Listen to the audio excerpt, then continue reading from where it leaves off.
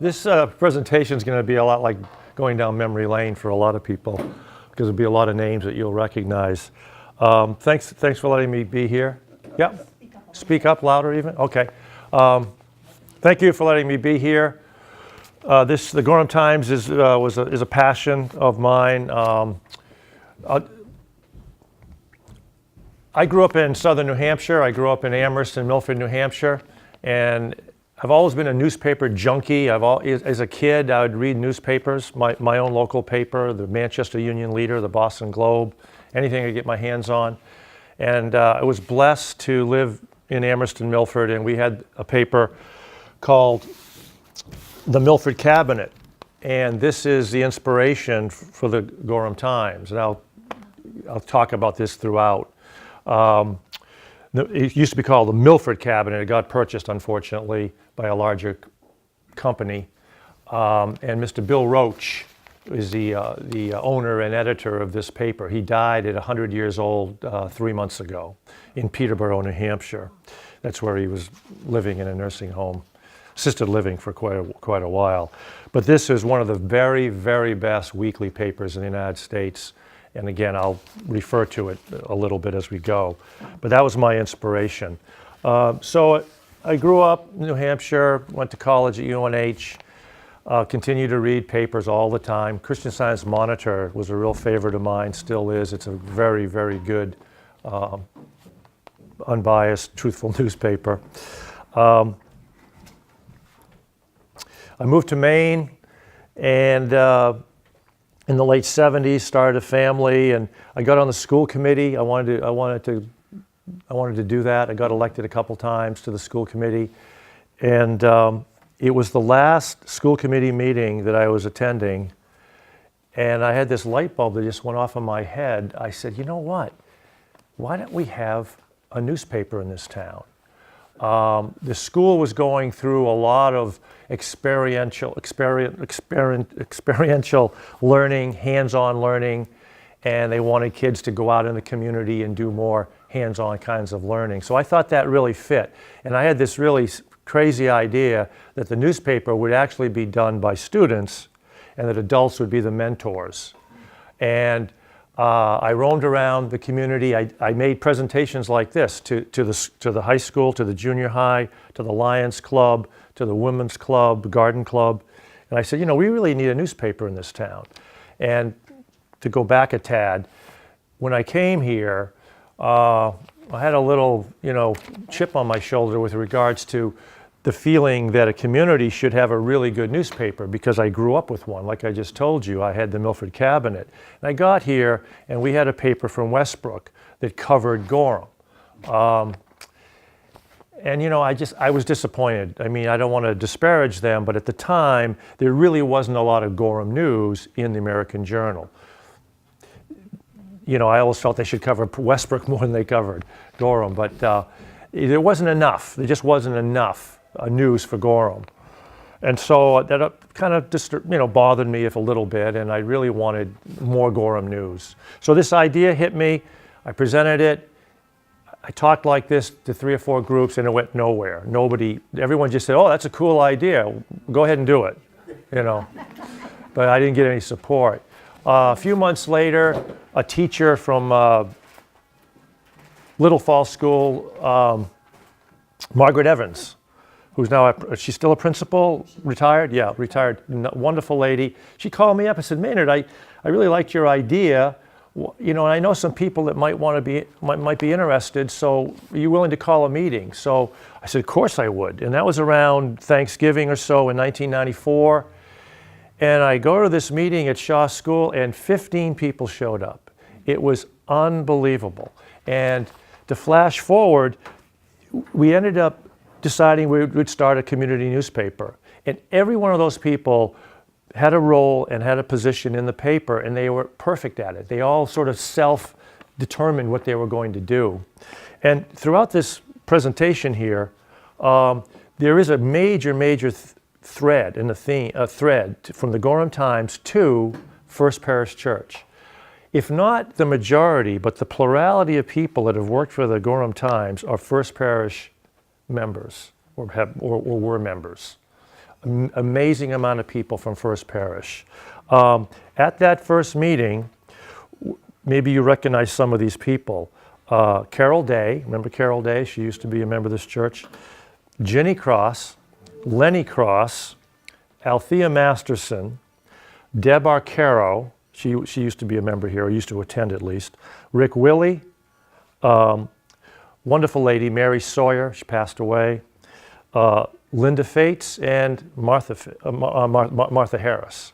All of those people were at the meeting, and all of those people had roles in the paper. And I can't not mention two more people who were at the meeting. They're not members of our church, but are still with the Gorham Times, and I think they're the last two. That's Sherry Faber, who used to own the Bookworm, and Chris Crawford, who was a librarian at Village School, and previous to that, at the Gorham Library, I believe. She was the Gorham Library librarian. Shortly after, another wonderful lady showed up. That was Sandra Wilson. Sandra is from Scotland, and she was in her 30s with two little kids, and she volunteered in the office. And after about a month, she said to Althea, the editor, "Gee, I'm not very happy." And Althea said, "Well, how come?" She said, "Well, you're not giving me enough to do." "Okay, well, we'll give you more to do." And sure enough, she was a key player for 16, 17 years with the Gorham Times, and ended up being the business manager and the advertising coordinator and the person who does all the work behind the scenes. And then another person that I saw at Hannaford, she had this tendency to speak her mind quite a bit. Barbara Neal, if you remember Barbara. Wonderful lady. She was, I won't say complaining, but commenting on something in the paper. And I said to her, "Barbara, why don't you volunteer?" And she said, "Okay, I guess I will." So we had the office down the street, and she and Paul volunteered for like 12 straight years. And when we had that office, she answered the phone, and during the advertising period, the paper is every other week, so there's 14 days. There's always 14 days for going around and round. It's only about 2 or 3 days where not much is going on. Like when the paper comes out on Wednesday, nobody's doing too much, Wednesday, Thursday, Friday. But then come Saturday, people are starting to work and do all this stuff, which I'll talk a little bit more about. But Barbara and Paul would be in the office answering the phones, people would come in for advertising, and they did a wonderful job. And they were key people for the Gorham Times. So what we did was we met from December all through the winter and into the spring and summer, and our first paper was September of 1995. So it took a long time to get going. And we sent out a mock, some of you may remember this, we sent out we mailed a piece of paper almost this size to every resident in Gorham, and we said, "Coming soon, Gorham Times." And we made up a front page, just put a bunch of stuff on it. And people started, "Whoa, what's happening? Gorham is going to have a paper." And we asked for some donations, and we got a bunch of donations, several $1,000s from various people. And Gorham Savings, other people I'll mention in a second, gave us $2,000 or $3,000, and that was some seed money to get going. Again, I'm just going to mention names here and there and everywhere, but other First Parish people. Sue Dunn became our editor for a few years. She also did a lot of business and advertising work. Karen DiDonato, who moved to Gorham several years ago, became our editor for 3 or 4 years, and now she's still doing some internet stuff for us. And then today we have two wonderful people. They're right above us. Stacy Salonen is the business manager, and Leslie Dupuy is the editor. And as you know, there are very well-respected office managers. And then Hal D'Amico, who is a member of our church, is the sports director at this time. He's been doing that for about 6 months, I think. And again, I'll mention a few more as we go along. So we met. Ginny Cross was so key to this paper, because all those people that met, other than Althea Masterson, who had some good writing and editing skills, we're all sort of rookies at all of this. We just had the feeling we wanted to do it, and we were willing to do it. So we were learning as we go. But Ginny had the technical skills. She had a publishing business. It's amazing how different it is then as it is today. And I'll comment on that in a second as well. But she led us into how to produce the paper. In other words, how to actually make it. And she and her son, James Lockman, had a home up on Fort Hill, right? They were my neighbors, 200 yards, 300 yards away. And they had a small office filled with equipment. And she helped us. And so we would give all the material to her and she would create the paper. And so, and it was hard. It was really hard. A lot of technology breakdowns and a lot of long weekends involved. We needed an office. We thought we did. Well, we did. So the McClellan House, right next to the library, which for some of you may remember was the superintendent's office in the 50s and 60s. A nice old building. The Gorham Historical Society had taken that building over. They convinced the town that they could, some in the town council wanted to tear that building down. And the historical people, if you will, people who supported history of the town, said, no, do not do that. So the Historical Society was somewhat formed, and I think it was the Land Trust as well. Historical Society and the Land Trust sort of got together, and they took the building over, and they were able to keep it. They were able to sustain the building because they had a renter upstairs, and the rent paid from basic maintenance. Well, there were a couple of rooms downstairs that were in shambles, and I said, listen, can we take these 2 rooms? And they let us do that, and we fixed them all up. And I'll comment on that too as we go. So we started the paper, and we had 2 lovely young ladies, Vicki Woodbury, who is Helen Woodbury's daughter-in-law, and Donna Shaw, wife of John Shaw, the Shaw brothers. They would walk around town and get ads. And again, it's so different today than it was from back then. I mean, ads were literally, you would go into Cook's Hardware and they would write with a pen their ad, and they'd cut out a picture of a shovel or a hose and stick it on that piece of paper, and we'd give it to Ginny Cross, and she would take a photo of that hose, and then she'd type up the language of the ad and create an ad. It's a lot different today.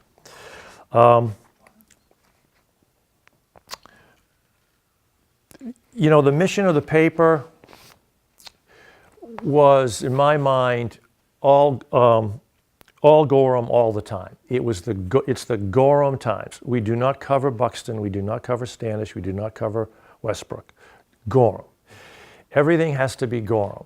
And if a person lives in Texas and they're interesting, but they're from Gorham, well, then we write about it. Okay, that's still Gorham, right? I mean, the person is doing something in Texas. You have to have a connection to Gorham, and that's been pure. I think pretty much 100%. We do not cover the other towns. We have been asked by many times from people in Standish and Buxton to cover their stuff. We'll put in their events if they want us to. The events like a yard sale or something like that, garden sale, school play. But we don't go out of our way to go after that. We cover Gorham. And the other thing is unique. We're nonprofit. We needed to become nonprofit, and again. I knew Paul Frisco, Linda Frisco's husband. He's a lawyer. Longtime members of this church. Paul volunteered to give us all of the legalese material to become a nonprofit, to establish bylaws and all of that. So we became a nonprofit organization, and he helped us with that. The other part of the Gorham Times is that we do not have an editorial. So in other words, the editor doesn't pontificate or tell you what they think about politics or the environment or planning board or anything like that. We weren't going to do that. We're all volunteers. we didn't want the editor to receive the slings and arrows of the community from one side or the other side. In other words, didn't want that. However, what we truly wanted was to offer a forum for people to write in. We wanted citizens to convey their opinions. And they do. Some weeks there's none, some weeks there's 5 or 6. So we want all of you to either comment, complain, or support whatever the heck you want, as long as you do it in a civilized manner, of course. And that's an interesting story. We've had in the past, when politics were hot here, or town government was hot with the school committee budgets and things, we'd have people that would write really nasty letters to us, to be published. And sometimes swearing, just cussing out school committee members or town council members. I'd call the guy or gal up. I said, listen, you can't say those words. We're not going to publish that. You have to edit this thing. And 4 out of 5 times, they wouldn't bother, and they just wouldn't resubmit.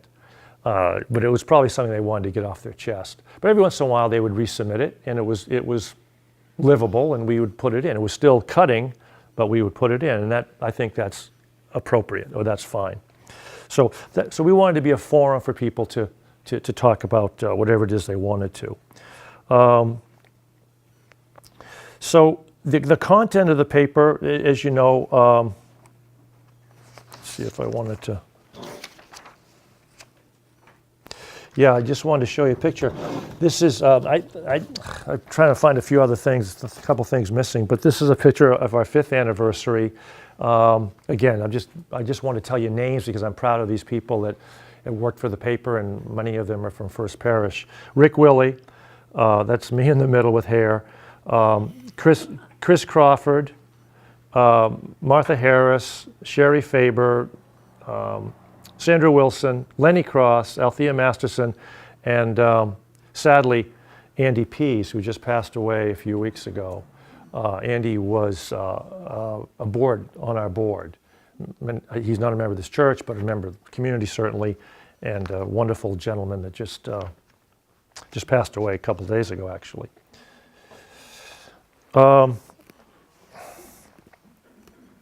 So after all those months, we finally published a paper, and this is it. This is the original copy of the Gorham Times. And once it leaves here, it's going to go to the Smithsonian Institute to be enshrined. Well, maybe not. But if they want it, we'll give it to them, okay? But this is the very first paper. And, it says Gorham High School expansion. I was on the school committee, was leaving the school committee when we had just finished approving the budget, and it got built, a year or 2 later. David Cole, honored as Manager of the Year. I mean, way back in '95, he was a Manager of the Year, so he'd already had a lot of experience. And now, as you know, he's retiring any minute, any day now. Did he have hair? Yeah, no, not so much. Not so much. Thank you for saying that. Let's see how he handles that. But I just wanted to go over a couple things. This is our page that mentions staff and things of that nature. The board of directors, I was on the board. Christine Kimball was she was the secretary. Ellen Gilman, I believe, I'm not sure if she was a member of this church. She lives in Rumford now. Alan Beagle, our esteemed member of our church. John Emerson, member of this church. Roy Hagerman, he was the president of the credit union. Althea Masterson was on it. Sean Moody, I'm sure we all know him. And John Sawyer, the attorney John Sawyer, knows Mother well.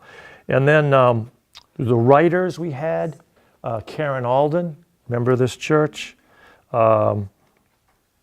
Mary Collins, I think, went to this church back in the 80s and 90s. Carol Day, a lady named Edna Dickey. Linda Fates, Debbie Lovett, Mary Sawyer. And then we have here, when we fixed up the building, these are the gentlemen. I knew a bunch of fellas that were craftsmen, carpenters and plumbers, et cetera, and I cajole them to take their Friday afternoon and Saturday off, and we fixed up the office. We needed to put a new floor in, we had to paint it, fix windows, turn it into a nice looking office. Bill Chiazzo, Frank Piffith, Jean St. Cyr, another member, the Martin family's son-in-law, Ted Libby, Peter Blunda. And then down here it says the James McClellan House Repair, Cleanup, Furnishings, and Signage. These are people that also came in to help clean up. And there's a lady by the name of Alice Keddy right here that helped on a Saturday to clean up the office. So I was pretty pleased to see that. So again, a lot of connection to First Parish. And there's an article about David Cole. Business profile, Gorham Bike and Ski had just opened. They're gone now, but they're in Portland now, very successful still. Here's an article by Edna Dickey, John Finney. I think she had already written that, and we just grabbed it and published it. Gorham High School, a couple things here, one or two other things I was going to mention. Article by Dave Sawyer, Linda Trewargy started her gardening articles. USM, and the blotter. We started the blotter. Blotter is very, very popular, very successful. It's, it's all true stuff. I mean, it sounds a little silly sometimes, but it does come right from the police department. And if you read the whole blotter, you also see some serious stuff in there. Some, somebody got robbed or somebody got hurt or that type of thing. But a lot of cows loose, a lot of people, I saw a young man, a teenager standing on the street, found out that he was waiting for the school bus, all kinds of things. Property damage by pig at large on Sophie Lane, owner given a warning. 2 juveniles mooning cars on Winslow Road. Juveniles disappeared into the woods before the police could find them. And then, a serious one. Gorham Police Department assists Buxton Police Department with drive-by shooting. So it's all true stuff, but we do mix in the kind of tongue-in-cheek kind of stuff. Really cool. I was so proud, so pleased. You've heard of the New Yorker magazine. It's kind of a highbrow, if you will. It's a literary magazine. They grabbed one of our blotter items. And yes, they did. And I wish I had it. But it was about 7 or 8, maybe 8 or 9 years ago. And what they did was they just put it in a box, and then they just printed our blotter, and it said from the Gorham Times. And it was really a cute, double entendre kind of a message. And I wish the heck I had it, and maybe one of these days I'll find it. But here we are. So that what we did, we took a picture of that and put it in the Gorham Times. So in other words, it showed from the New Yorker, like a double thing. So that was pretty fun to do. So that's the original Gorham Times. The way the paper is produced is, like I said, everybody who works in the paper lives in this 14-day cycle. So the paper, today's Tuesday, I think the paper comes out, is it tomorrow or the next Wednesday? I can't remember. Let's make believe it comes out tomorrow at Hannaford and everywhere else. They're not doing a whole lot. They're just sort of resting as they were yesterday. But come this weekend, like I said, a lot of stuff starts going on. There's a production meeting on Monday night, and everybody sits around, and the editor says, okay, to the sports person, what have you got for sports? And the sports person starts talking about what he or she thinks they want to put in for sports or events that are coming up, a big basketball game, a big hockey game, whatever it might be. And then, okay, town council, what have you got? Planning board, what have you got? What do you think the news is going to be? What do you think, we don't know quite yet what the headline's going to be, but we will pretty soon. So that's how they do it. And they sit around, and the editor's making notes, and then everybody leaves, and either they or someone else is responsible for getting that news. And they get it in, and they give it to the editor, and then they send it over to the publisher to get it all done. But that's rudimentary, but that's kind of how the whole thing works.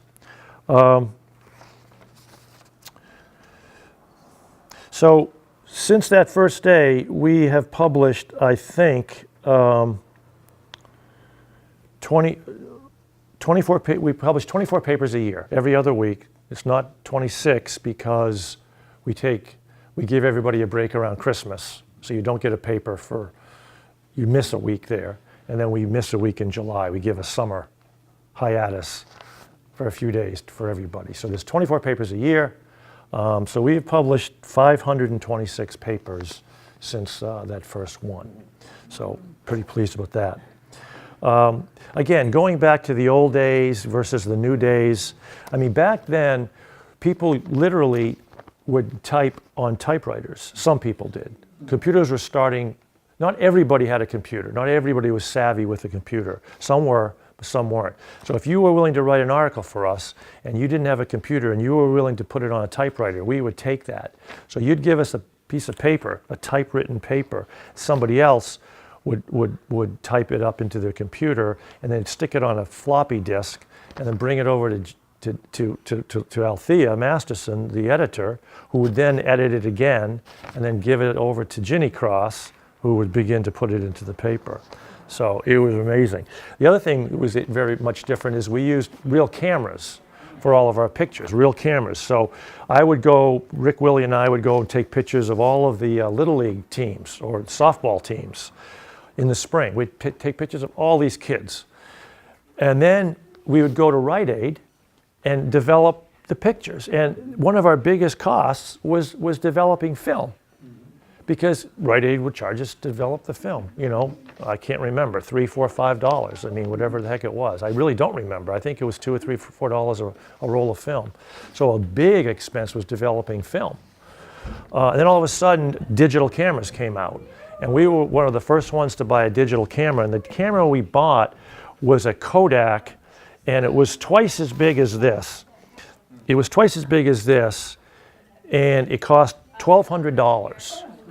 And it was this big, you know those virtual things they have now? It looked like that. It looked just like that, only it was a camera, a digital camera. And it cost us $1,150. And so we started to, we'd give everybody this camera to take pictures of whatever. And then that began to save us some money over time. And then we started getting smaller cameras, and then we started getting these things called iPhones and everything else. What else was different? Fax machines. We started to use fax machines. That was really popular when they started to come out. I'll just read it. It's a little obtuse, but I asked Ginny Cross what it was like to, for the equipment and the whole way of producing the paper. And I'll just read a couple sentences here and there. But she says, lots of typewritten and handwritten notes came into my office.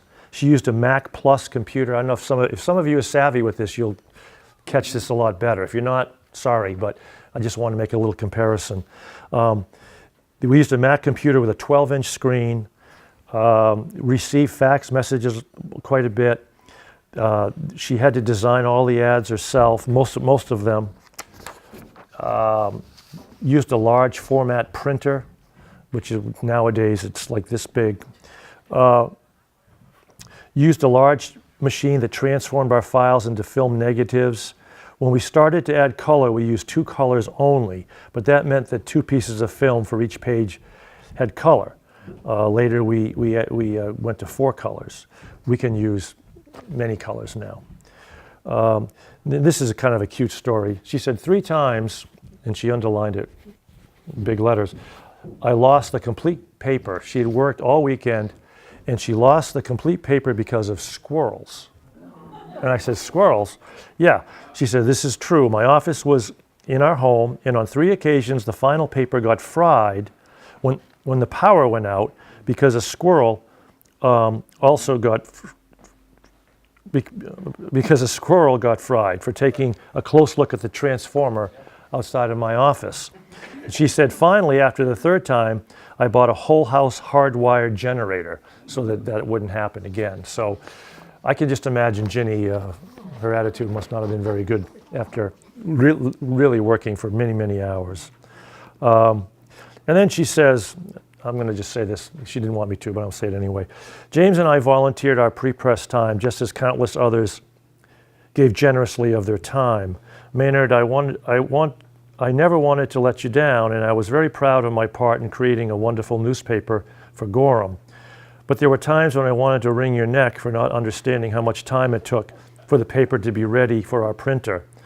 That's just an aside note. The originals need not know that.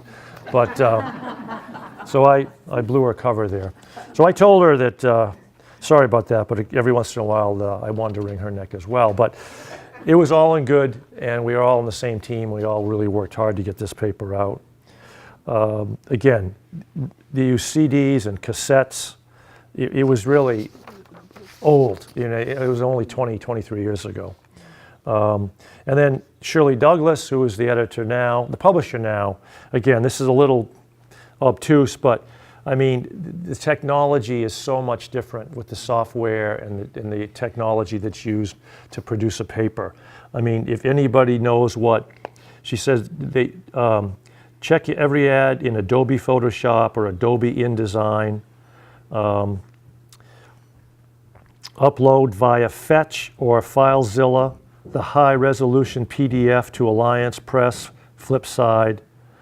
I mean, the language is all different. Everything is really, really different, and it's just done with less equipment, smaller equipment, higher tech equipment, and pretty much a person sitting down in front of a screen, one or two screens, and doing all of this work. So it's really a lot different.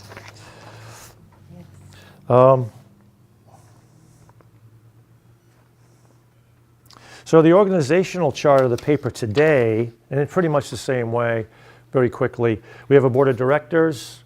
We have a general manager. That's kind of the role that I took for many, many years. That's now Bruce Hepler. He's a Gorham High School graduate. He's like 45 years old. He's an attorney, and he was a board member for the last 4 or 5 years, and he stepped up to be the general manager. The editor is Leslie Dupuis. Shirley Douglas is design. We call it design and production now, and the business manager is Stacy. And so these are all the people that work on the paper: news coordinator, school coordinator, sports editor, living and social features coordinator, public service, photographers, people who report on the planning board, town council, and school committee, and various staff writers and interns. We're very proud of the fact that going back to what I said at the very beginning, I wanted students to run this thing. Well, we ended up flipping that. The adults run the paper, and we have student interns. We have a lot of high school kids who write for the paper. And if you're reading an article, see who wrote it. And sometimes it'll say Debbie Jones, intern, or John Smith, intern. And that's really nice. That's really a wonderful thing to see that happening. And over here, you've got the advertising coordinator, distribution, and delivery. This is so important, the delivery part.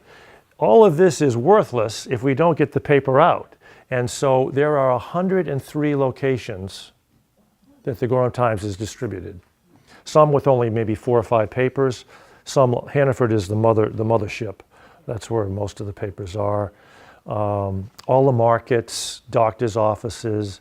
If you go to a place and you don't see the Gorham Times and you think it should be there, just call us up or email us up and say, where the heck's the Gorham Times? Sometimes, 7-Eleven, whatever, they might put it in the back rather than the front, but we try to reverse that as much as we can. But delivery is critical.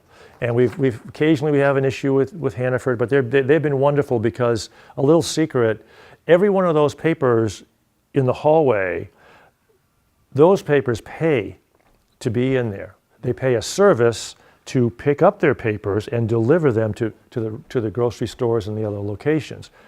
We don't. Those racks are our racks, and they let us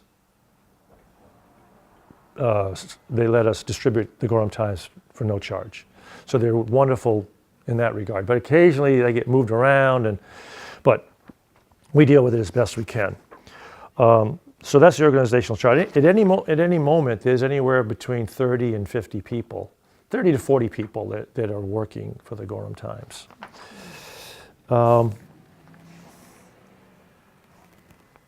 So I guess I want to talk about what I'm really proud of, and a whole bunch of things, really. I'm really proud of the fact that we pulled this off, and we still have a paper, and it's really volunteers. I mean, I'm proud of the fact they're volunteers, but I'm also proud of the fact that we can pay them a little bit of money. So when I say volunteers, I mean that, but they do get a stipend. We call it a stipend. Not a lot of money, trust me, very little money, not anywhere near minimum wage. But we can give them something. And we also give gift certificates to people as well. And where do we get those gift certificates? We get them from Cooks, we get them from G-Hop, we get them from the Bookworm. Those are Gorham stores, those are Gorham businesses. So we keep everything in Gorham as much as possible. I'm very proud of the fact that one of the things we do is we cover young people. I really wanted to cover students. I really wanted to cover kids from all ages, whether it's sports or academics or whatever it might be. They had asked me to go to a career day, 7th graders career day 15 years ago, 12, 15 years ago. I did it for 2 or 3 years. And there were 7th graders. The paper had been out about 6 or 7 years. And I said, how many of you have had your picture in the Gorham Times? And 3/4 of the kids raised their hand. And I said, that's fantastic. And I said to the other quarter, well, I guarantee you'll get in, because if you graduate from Gorham, you'll get in as a graduate. And that brings me to, I'm very proud of the fact that I don't know that there's another newspaper that covers high school graduation as much as the Gorham Times. We devote 3 or 4 full pages to the graduates. Everybody's picture gets in there. Everybody's plans get in there. All of the awards, that's a page and a half of awards that all goes in. So I'm sure many of those newspapers have been sent to grandmothers and grandfathers in Chicago or Philadelphia or Minnetonka, Minnesota, because their grandkids' picture is in the Gorham Times. And we have a lot of subscribers too. I'm jumping around a little bit. When we first started the paper, we mailed it to everybody for 1.5 years. It was free. Everybody got it in their mailbox. But wow, that was a real hassle. It was difficult to pull off, and it was expensive. And it's a free paper. So we stopped. So we sort of hooked everybody. We hooked you to liking the Gorham Times. And we said, listen, sorry, it's not in your mailbox anymore, but it'll be at 105 locations around town. And everybody kind of accepted that, because everyone shops somewhere and they can pick up the paper. But in the meantime, we had people that said, I still want to subscribe.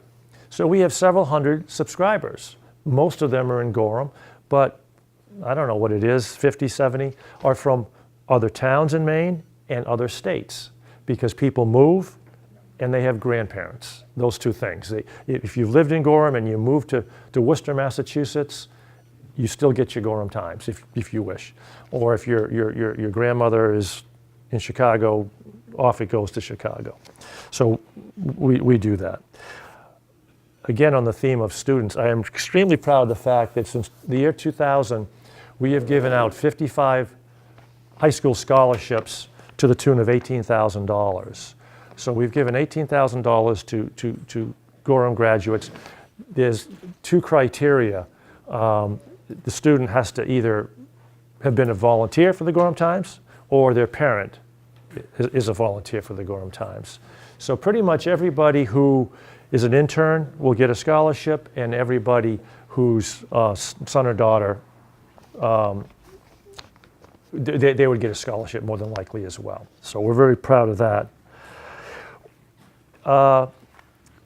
There was a story. Now we cover the news, but because we're only every other week, we just we can't be so timely. Quite frankly, if there's a news story the day the paper comes out, we'll read the Press Herald and read about it, and then we'll confirm it or embellish it, or add, not embellish it, but add to it in the next paper. But one of the stories that I was really proud of, about the third or fourth year, we had heard that Gorham House, that had come to Gorham, I don't know, 5-6 years previous, which was a for-profit business, Gorham accepted Gorham House because it was going to be taxable. The property is taxable. The town council said, sure, it's a service for older people and it's a taxable building. About 5 years later, we got wind that they wanted to become nonprofit. So therefore, no taxes. Well, somehow we heard about this, and we had a reporter that dug into it and investigated it, and we put it on the front page of the Gorham Times, and the Press Herald didn't have it, the American Journal didn't have it, we had it. And we uncovered that, and David Cole didn't even know it, but we did. And so we hit it, and long story short, town council got involved, they contacted the people involved. Gorham House is still a profit taxable business. So really proud of that, the fact that we uncovered that. On a very sobering note, very sad note, I was the one who covered it, and I never, hardly ever did that. But I think it was a 6 or 7 year old boy, 5 or 6 year old boy, in the stream behind Gorham Country Club was missing on a Friday night, and all through the night, Friday night, they were looking for him. And on Saturday, they found him, and he had drowned. And they used Gorham Country Club as their center, all the police and everybody else. And Bob Lefevre, I was the only one that was allowed in from the press to see what was going on for the first 2 or 3 hours. And so we covered that. And that was a terrible story, but we were the ones who covered that. So I'm very proud of the fact that we're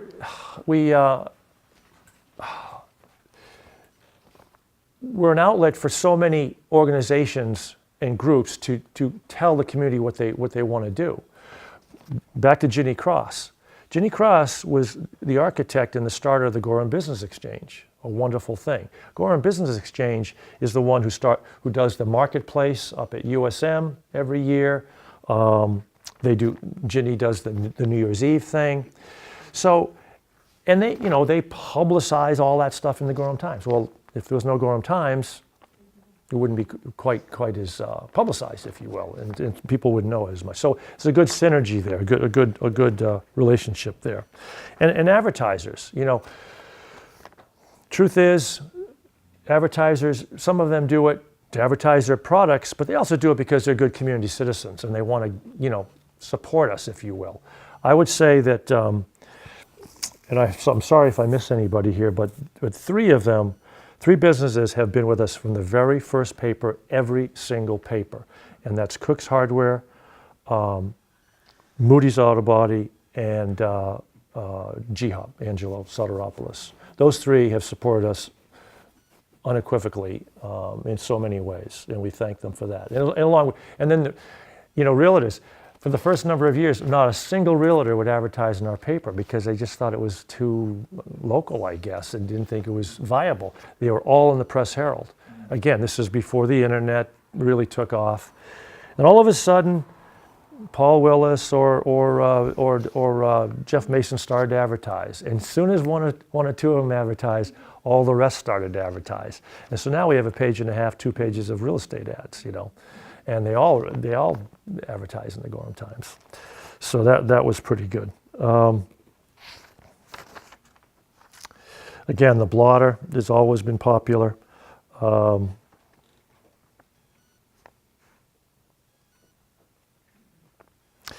Yeah, so very proud of all of the staff. They've just been fantastic, and they all came. Some got recruited. Their arms got twisted a little bit, but most of them come because they wanted to contribute, they wanted to be part of the paper, and they wanted to really support their community. So that's important. So I'll just finish by giving you a little bit of my soapbox here on an opinion. You know, in this day of so-called fake news, I mean, newspapers are really, really critical, really, really important. Proper newspapers, newspapers that give you the real information. And I just think it's wonderful that we have a small community newspaper that's truthful, that's informative, interesting to read, and it's produced by local people. And it's just very, very, very, very nice to have that. Again, I just really believe in newspapers. I believe in real newspapers, not just online. Just the idea of touching it and feeling it and seeing the emphasis online. There's this staticness to it. It's one article after the other, one after the other. Here, you can tell the priority of the editor. What is the editor trying to tell you? You don't have to buy into it, but you can tell that this is the number one story, and this is a secondary story. And you know that on page 19 is not as much, is not quite as important as the stuff that's on the first couple pages. And you see ads, real ads, and maybe you might want to buy something. You know, you have to support companies. I mean, you just have to. So this is another thing. This is the most recent Gorham Times. We started. No, excuse me, we did not start that, but we supported the Gorham Business Exchange's Business Person of the Year award. So again, they used the Gorham Times to publicize that. So I just think that papers are critical. A paper is supposed to give you the news honestly. A really good paper that is funded will do investigative reporting. That is really, really critical. If any of you saw the movie Spotlight, that effort was by a number of reporters from the Boston Globe that took many months, maybe over a year. I can't remember exactly, 10 to 15 months. Thousands of dollars were spent on their salaries and their expenses to uncover the travesty of that movie, and they did it.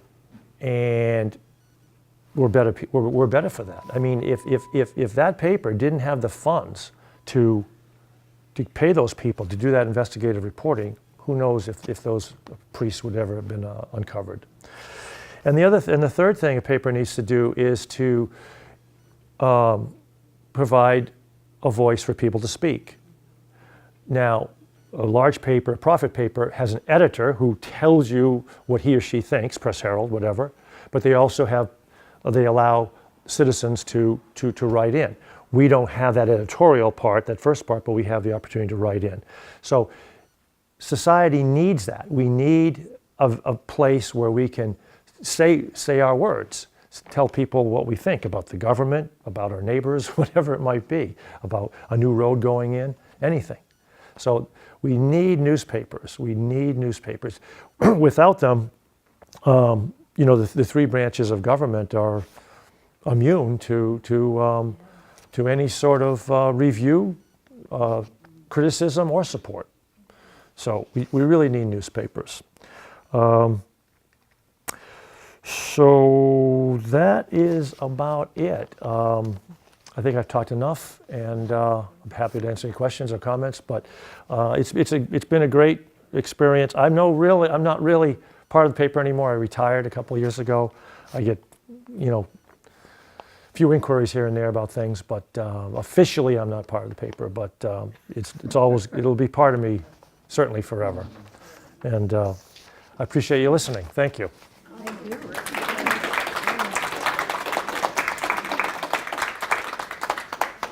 Thanks. Maynard, Yes. I'll tell you all. As you all know, I have relatives in Canada, and they have been so frightened for us down here with violence and the whole election business and all that. And so I hear this all the time from them. So I often cut out the blotter, and I send that, and I say, well, gee, here in Gorham, this is what's happening. And they get a big kick out of that. Yeah, right. Yeah. Well done.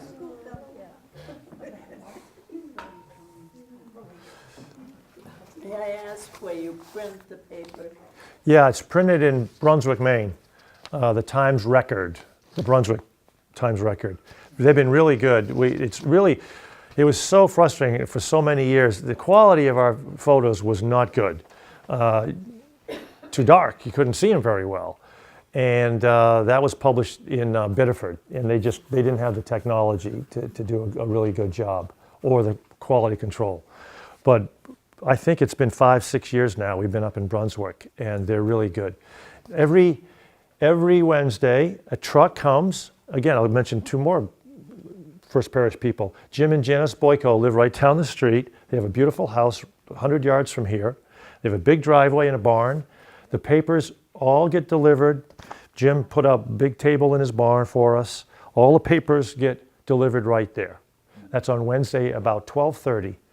And between 12:30 and 2 o'clock in the afternoon, about 7 or 8 people drive up, volunteers drive up in their cars, and they all have paper routes. They're paper boys and girls, if you will. And so somebody might have a paper route of 250 papers, another person has a route of 500, another person has a route of 2,000. And they pick up their papers. They're all in bundles of 25. They pick up their papers, they throw them in the back of their car, and off they go on their route. And they have their paper route. Somebody's at West Gorham, somebody's down towards Westbrook, somebody's up towards Finney Lumber, et cetera, et cetera. And 2 or 3 people do downtown. So within a few hours, we give them some leeway. We say, come Wednesday at 1, you've got 24 hours. In other words, some of them come even as late as Thursday. But by Thursday morning, the vast majority of those papers are gone. And if there's a few papers left, then Jim Boyko goes over to Hannaford and replenishes those racks. Those racks are small, so they have to be replenished. We can't put all the papers there at one time. We have people, the people that bring the paper to Hannaford, they'll be unloading, and there'll be people grabbing the paper out of their hand as it goes into the rack. Where the heck's my Gorham Times? About time you got here, So they get picked up quickly at the beginning. Yeah. How did Martha get involved with the photography part of it? Well, that's right. Martha went to the first meeting, she and Linda, to the first meeting. Martha was doing photography, and that's really it. I mean, she said, I'll do photography. And she would go around. I was a stickler. I'd always call her up and say, can you take a picture of this, take a picture of that? And she'd go with her cameras and take pictures. She loved taking pictures of people. Again, we try to cover not just kids, but people of all ages, and particularly senior citizens too. So we've had many, many stories of senior citizens, stories about them. We'd have a reporter come in and say, well, let's just start talking about your life, and we've had dozens of those. And some of the people here, I think we've covered. So, and we're more than happy to cover more. So another message which I didn't convey is, hey, if you want to volunteer, let us know. If you have a story about somebody from Gorham, if you have a grandchild or a son or daughter or a neighbor that's done something interesting, let us know.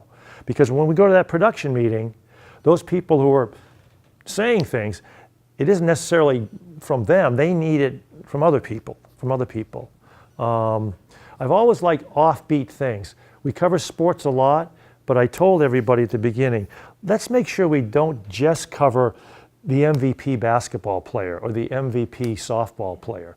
Let's cover kids who do different kinds of things, different sports. We've had archery, we've had bowling, we've had taekwondo. Any kid who has some success in something like that. We've had billiards, car racing. We love that stuff. The stuff that normally you wouldn't see. The kid who is the MVP baseball player, he's going to get his picture in the Press Herald, and that's great. He deserves it. And he's also going to get his picture in the Gorham Times. But let's get the kid who does something like archery, or swimming, something different. And the other thing that I told everybody to do at the beginning was, whenever there's a state championship in sports, they go on the front page. But I said, you know what? If a kid gets an Eagle Scout, a kid is an Eagle Scout, that goes on the front page. Does anybody know how hard it is to become an Eagle Scout? it's really hard, and it's just as hard or harder than being a member of the basketball team that won the state championship. So that kid gets on the front page. The other kid that gets on the front page is the national semifinalist. What was that called? Robotics team? No, academic thing. The national Merit Scholar, the national, semifinalists. Those kids get on there. Those are the kids who are really bright, and they deserve to get on the front page too. So we try to do that as best we can. You've got the school section, sports section. Oughtn't you to start thinking about having an elder section? By all means, we definitely can. Somebody write a column or something. Well, we can. I mean, if you notice, we have help columns. You know, Doug Carter does things on automobiles, and Linda Fates does the gardening stuff and cooking and things like that. But we definitely would interject that or install that. But it's a two-way street. We need the information, and in the perfect world, we want somebody to do the writing. You see what I mean? This group has worked really hard this year on the concept of social isolation Yeah. among the elder population, and we've been pretty successful this year, tolling in some new people Yeah. who have been fairly isolated. Yeah. Yeah. And that's just sort of within our Yeah. church community. Yeah. You know, there are lots of other people out there that may not have a church community, or Yeah. maybe their church doesn't do those sorts of things. So it would be an interesting, someone that could call around and find out what various Yeah. things they're doing and kind of pull Yeah. it all together, a Yeah. clearinghouse kind of Yeah. idea. Well, we can talk to Leslie about that for sure. And by all means, I mean, that's very important. You know, and the other thing, I can talk forever here, but you know, Gorham's a pretty good sized town. And again, as we created this thing, I said, listen, most of us are kind of like from the village, as it seemed. I said, we're not going to just cover the village and the people that we know. We've got to cover North Gorham, Little Falls, White Rock, West Gorham. Stuff that goes on there, we need to cover. We need to cover those things. And We do, the cows are loose in North Gorham all the time. that's right, the darn right it is. And so at North Gorham, what's her name? Carol. Writer, shoot.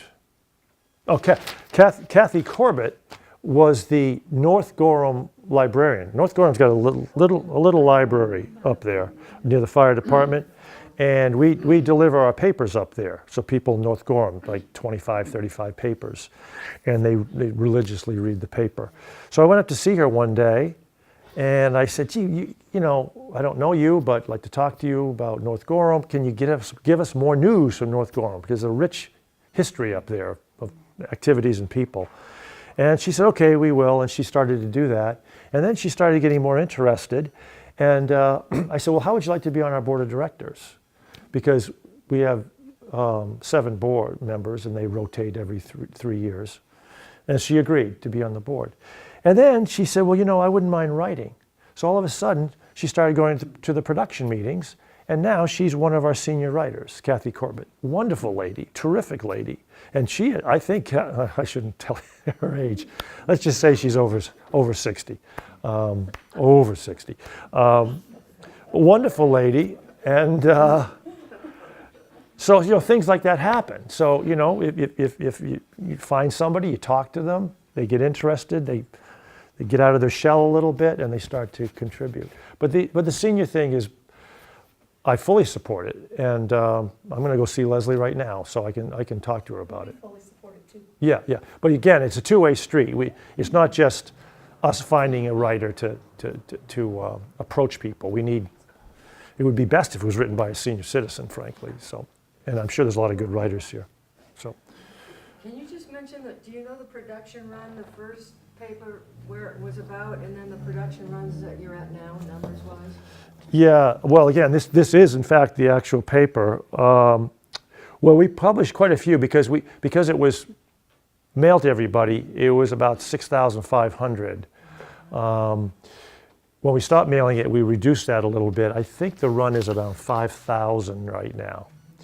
And I stick my nose into all of this every once in a while, and I've been trying to encourage them to increase that a little bit, because at Hannaford, we want the paper there from Wednesday through Monday. That should be long enough. Wednesday, Thursday, Friday, Saturday, Sunday, Monday. you should be able to get your paper at Hannaford over those 4 or 5 days. But sometimes I've gone into Hannaford and it's gone on Saturday. That's way too early. So we need more papers in there. And so we work on that. What's your response time now if say you're almost to post or almost to publish and something big happens? Yeah. With the new technology, is it? It's better. It's much better. The paper, Shirley Douglas, who lives in Gorham, paper is printed Wednesday morning, so we have up until Tuesday night to make any changes. We like to have it finished by, I think, Tuesday at noon, but we can go to Tuesday at night. I think we can even, if there's a Tuesday election, which would mean the results would be in at 8 or 9 o'clock on Tuesday night, we can get that in at midnight so that it's printed on Wednesday and the paper's delivered here that day. A few years ago, we couldn't do that. So it's pretty good. It's pretty good. Yeah, it's amazing. She just, into the cloud it goes, and I don't know how it works. I still don't know how it works, but it does. What is the population of Gorham now? Oh, you shouldn't have asked me that. 15,000, I think. 16? Yeah, 16.5, I think. It's in the top 10 in the state of Maine. I think it literally has more people than Westbrook. I think it's flipped. Westbrook is less, and Westbrook is a city. And I'm so happy that Gorham is, I don't even live here, is a town. Because in Gorham, again, I'm a little political here, when you elect your school committee member and you elect your town councilor, they don't run as a Democrat or a Republican. They just run as Joe Smith or Debbie Jablonovich. Westbrook, they run as a Democrat or Republican, and that's silly for a town or a small city to run as a political party for school committee or town council. You don't need that. You just need people to run your town, free of a strong political bias, because it's not big government. It's not state or federal government. It's your local activities, and you don't want heavy-duty right, left-wing politics to get involved with that. And Gorham, you don't know the politics of the individual. I mean, you might eventually, possibly, but generally speaking, they're running because they want to support stuff in their community. So are all your contacts on South Street, and what hours? Oh, I'm sorry. Well, part of the change, from past to today, we no longer have an office there. The sign's still there. They let us keep the sign. No, we left because the staff just felt like they didn't want to go. It was cold and drafty in the winter, and we weren't keeping it up as well as we should, and we were paying a little bit of rent, and we said no. So the staff now, because everything is so virtual, in other words, everyone's doing their thing on their computer, the production meeting is every other week, but they meet at what do they call it? The municipal center, the old Shaw School. And the town lets us borrow a room for 90 minutes every other Monday night, and they meet there. So we don't have that office anymore. It's office is How do gone. you contact one? How do you contact people? The telephone numbers? Telephone numbers right in the paper, right on page 2. And again, computers, email, Facebook. We did a survey. I'll spend a couple seconds here. It's very interesting how amazing Facebook is. We sent a survey out a year ago. Maybe some of you filled it out. I won't go into all of it, but one statistic I have here. Where the heck is it? Well, we asked everybody, do you read the paper or do you read it online? In other words, how do you read the Gorham Times? Do you read it or do you go online? 82% of the people read it and 18% read it online. Now, and we have a Facebook presence. So, but Facebook, 32% of the people read about the Gorham Times on Facebook. So that's a bigger amount than would read the whole paper. So Facebook, we're increasing that effort on Facebook too. I don't participate in that, but a lot of people do. Maynard, I know that we all love the Gorham Times, and we just can't imagine living without it. My question to you is, do you know how are the national papers doing? It seems to me like Yeah. the Portland Press Herald, I myself have it every day, Yeah, and I feel that an awful lot of it now is full of ads yeah, and less news. yeah. And a lot of it comes from the Associated Press, of course, but how are the newspapers doing as Right. far as selling their own newspaper? Well, thank you for asking that, because I do have some information on that. I wasn't going to include it, but about 6 weeks ago, I went to a talk that was hosted by the Press Herald, and Lisa DeSisto is the CEO of the Press Herald, the media of the whole, all of their holdings. The Press Herald wouldn't be here today. It would probably be gone if it wasn't for Donald Sussman. Donald Sussman was the former husband of Chellie Pingree, our federal representative. He's a billionaire, and he propped up the newspaper, gave it many millions of dollars. The Press Herald, she was very candid. They have lost 50% of their readership, but they're succeeding reasonably well now because they've changed their model. And their model is continue printing a paper, doing the best they can with that. Revenue is coming from obituaries, an increase in obituaries, and an increase in legal notices. I don't understand those legal notices, but they're in there. Kind of wish maybe we'd get a few of those, but we don't have them. So that's the internet service that they provide. If you subscribe to the Press Herald, either 5 days a week or 7 days, I subscribe all 7 days, you get to read it online for free, and you also get to read the Washington Post for free. They're connected. They're not connected, but they're an agreement. So I get emails from the Washington Post. You can read that as well. They've also, if you've noticed, they sponsor things. They sponsor business exchanges and sporting awards, main voices. They're doing things like that. But to your point, to your question, all newspapers have been reduced. My career was in recruiting in the paper industry, paper manufacturing, the people who make paper. Newsprint is paper.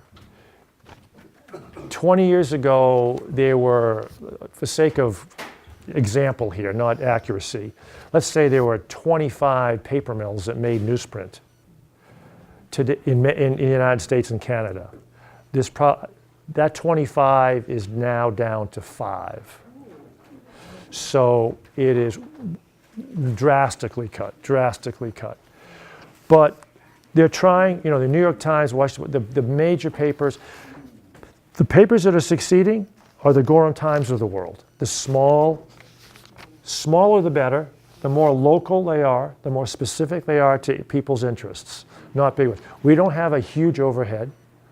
We're nonprofit. So we can succeed as long as we have people. The problem is not the readership, it's making sure that on page 2 you see a bunch of people that are producing the paper. These are the people that produce the paper. If we lose them, there's no Gorham Times. I don't care how many people want it, but if we lose 6 or 7 or 8 of these key people, we're done. Knock on wood, for 23 years, we've always had good people, and we've always had people step up. We've lost people for various reasons 3 or 4 times very quickly, and we're thinking, oh my God, we're in trouble. Somebody steps up. So we've been very fortunate. How did you make the decision to be nonprofit? Well, we wanted to I be. go north in the summertime to a little town, and I've been known to pick up the little newspaper newspaper that time and walk out of a store Yeah, and have somebody say to me, excuse me, you have to pay yeah, 65 cents for that, and I forget. Yeah. I'm so used to being able yeah. to. Well, Here. well, it was my idea, let's say. I didn't have a model in my head where I wanted it to be profit-making and have somebody be responsible in such a way that they needed it for income. I didn't want that because I had my own career and nobody else did either. We just felt like the model. I need to give credit to not only to the Milford Cabinet from my hometown, but the Cape Courier. Very interesting, very unique, very quite amazing. The Cape Courier is very, very similar to the Gorham Times. They came out with a community-based, nonprofit newspaper. And I saw it one day, 3 years before I had the idea of the Gorham Times. It really wasn't very, very good. It was really rudimentary, but it was still a community newspaper. And I think that was in the back of my head as well. So when we decided to start the paper, Althea Masterson, we drove over to Cape Elizabeth and we met with the editor of that paper. And we gleaned information about how they were doing it. And we kind of copied that model. Once we realized we could get enough people to produce the paper, that made us realize that we could go forward. But we didn't want it to be profit. Nobody wanted it as their business, you know what I mean? And if you're collecting money, you got taxes to deal with, and who decides how you distribute that money? The way we do it now, it's much fairer. We just basically collect advertising money and then we give it to the staff. And at the end of the day, it zeroes out, pretty much. It's figurative, but that's how we do it.